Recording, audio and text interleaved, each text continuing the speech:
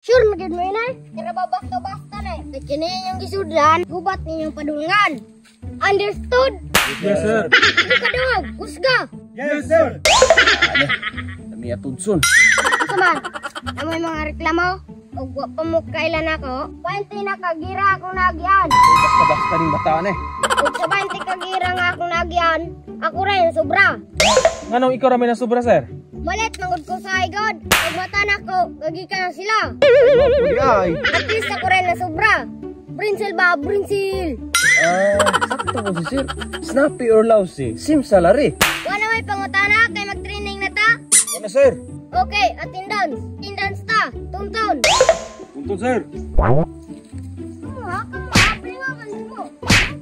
Palingagan. Dahil tutunan mo, tuntun na ang itawag. Sorry, sir. Umati mo ha, gamit ang brinsil. Sunod, patakda. Takda, sir. Hindi mo minaw ha? Paminaw yun. Nga nang imarcha man mo, nas patakda mo ang itawag. Ano man, kuya, wag apelido ninyo. Pangkuman man. Kirim dia, ma-execute po ka. Sunod, ugay. Okay, sir. Balingagan di mo kayo ha? Balingagan. Indot ka, balingagan. Ay, kutrug na. Balingagan mo ha? Wapak ko gakuman, gatindan pa ko. Pamati mo ha? Sunod, pasulong. Sir, sulong.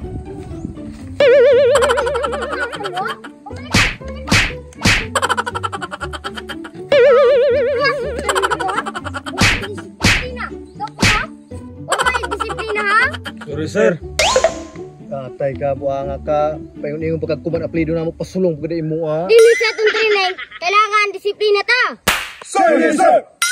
Para makita ang atong pagkadisiplina, sa atong gisuot, dapat uniform ta. Yes, sir. Rasa ning duha o gabag. Ari pong duha, wala. Ang tama na, araw pa rin mo. Rasa ning duha o, kakintas, nga kare, wala. Ang tama na, araw pa rin. Rasa na yung mga sanina, wala ang pariya. Ang tama na, araw magpariya mo. Tama na yun. Wala pa rin yung mga short, wala pariya. Ang tama na, araw magpariya.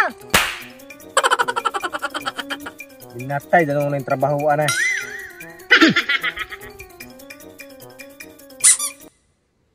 Takuha ka na mo bade. Wala yung mga rep, wala pariya. Ang tama na, araw magpariya.